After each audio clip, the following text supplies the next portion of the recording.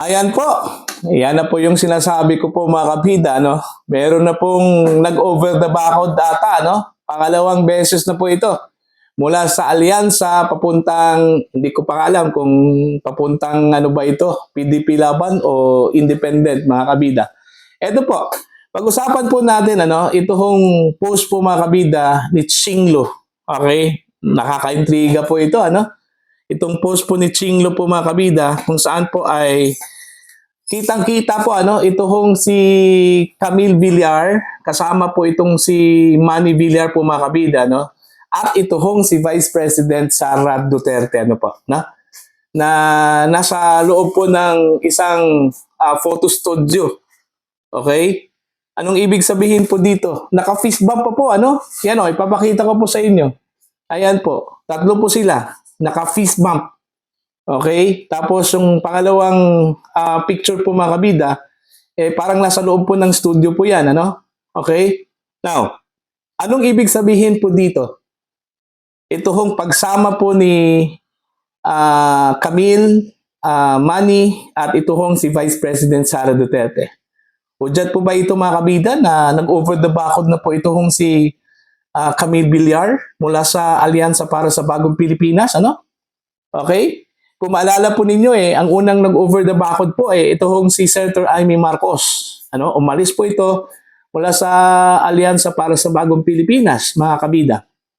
Dahil ho, yun nga, hindi ho sila magkasundo ng prinsipyo mga kabida doon po sa pag-aresto ho kay dating Pangulong Rodrigo Roa Duterte. Ano? At ito pong si Camille, alam naman po natin mga kabida, yung kanya hong pamilya, opposed po dito ho sa paghuli, pag-aresto po kay dating Pangulong Rodrigo Roa Duterte. Ano? Naglabas po sila ng kanila hong statement po mga kabida, ito hong mga Villar. Okay? Meron ngang dalawang instances po mga kabida na hindi ho sumipot ito hong si Camille, ano? Sa campaign sorties po ng Alyansa para sa Bagong Pilipinas. Okay?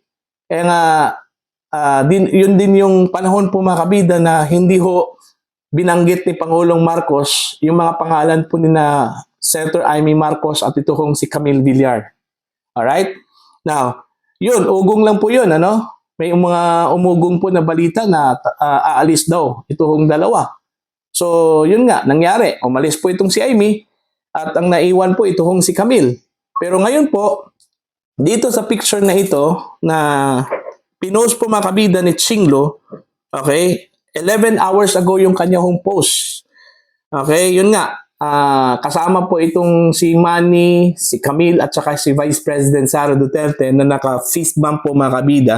So parang endorsement po ito. Ito na po ba yung official endorsement po ni VP Sara, ano? Kay Camille Villar? Katulad ho doon po sa official endorsement po ano ni VP Sara kay Senator Amy Marcos. Okay, nalalabas po ngayong araw mga kabida yung promotional video po ano ni VP Sara kasama ho si Senator Amy Marcos. Yun na po yung sinasabi po nilang splitting internally. Ano? Yung Alyansa para sa Bagong Pilipinas. Eto, babasahin ko lang po ano, ito hong post po ni Chinglo. Okay, yung title po ng kanyang post is first it was Amy, now it's Camille. All right. Is the admin senatorial slate slowly splitting internally? Okay, yun yung tanong, ano? Well, in a crowded senatorial race where visibility is key and branding is everything, one familiar fist bump might be worth more than 1,000 ads. All right. Especially if it's beside Duterte, mga kabida. All right. Camille Villar's fist bump with VP Inday Sara Duterte is not just a post. It's a power play. And in the high-stakes game of 2025 elections, every gesture counts. So yun po yung post po ano ni Chinglo, mga kabida. So ito, para sa akin, hudyat na po ito. Indikasyon na po ito mga kabida na nag-over the backhound na po ito hong si Camille Villar, ano? Mga kabida, mula sa Alyansa para sa Bagong Pilipinas at papuntang I don't know kung PDP Laban ba or magiging independent po itong si Camille, ano? Alright? Although may kapasidad naman po ito hong si Camille na maging independent kasi dami pera po ng mga Villar mga kabida. Okay? Pero meron po akong nakitang post po ng isa sa mga senatorial bets po ng PDP Laban kung saan po kasama po itong si Camille at saka si Amy Marcos doon po sa kanyang post. Kumbaga 10 plus 2 12 na po yung dinadala po ng isang kandidato po mga kabida ng PDP Laban. Nakalimutan ko lang po kung sino po yung nag-post pero dinadala na po nila ito hong si Camille at saka si Amy Marcos po mga kabida. Although may mga sector po ng Duterte supporter po mga kabida na ayaw po nilang dalhin po itong si Amy, pero eventually siguro baka po maintindihan po nila after lumabas po itong promotional video po mga kabida ni Vice President Sara Duterte Kung maalala po ninyo mga kabida, ito hong si Camille Villar po ay isa po sa mga hindi po pumirma doon po sa impeachment impeachment complaint laban po kay Vice President Sara Duterte diyan po sa House of Representatives. At in fact, marami hong umanga po sa kanya dahil ho sa kanya hong panindigan mga kabida. So it goes to show lang po daw na tumanaw po ng utang na loob ito hong mga Villar sa mga Duterte po mga kabida So yun po at kung makikita po natin sa mga surveys medyo kolelat po itong si Camille outside sa Magic 12 po itong si Camille po ngayon yung kanya hong standing po mga kabida dahil siguro kabilang po siya sa alyansa kung saan po ay question yung kanya hong presence at pagsali ho sa Alyansa para sa Bagong Pilipinas considering identified po yung pamilya po niya na maka-Duterte po mga kabida. Kaya siguro na-realize po ni Camille kung magpapatuloy po siya sa pagiging miyembro po ng alyansa baka ho magkaroon po ng inconsistency yung kanilang stance mga kabida bilang supporter po ng mga Duterte at kay dating Pangulong Rodrigo Roa Duterte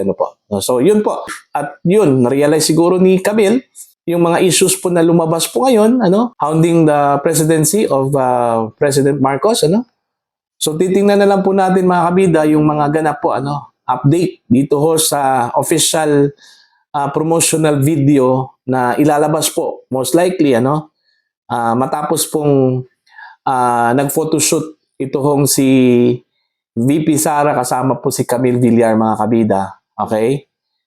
Sa isang photo session na nangyari po So dalawa na po sila yung Alyansa para sa Bagong Pilipinas nalagasan po ng dalawang kandidato. So 10 na lang pong natira Pero itong PDP Laban po mga kabida, solid Meron pong 10 kandidato plus itong dalawa. So mas lamang na po itong PDP Laban mga kabida kahit na po na independent po itong si Camille pero dadalhin po ito ng PDP Laban mga kabida sa kanilang mga campaign sorties At saka meron pong balita na itong si VP Sara mag-uumpisa na pong mag-ikot sa iba't ibang bahagi po ng Pilipinas kasama po itong PDP Laban senatorial bets.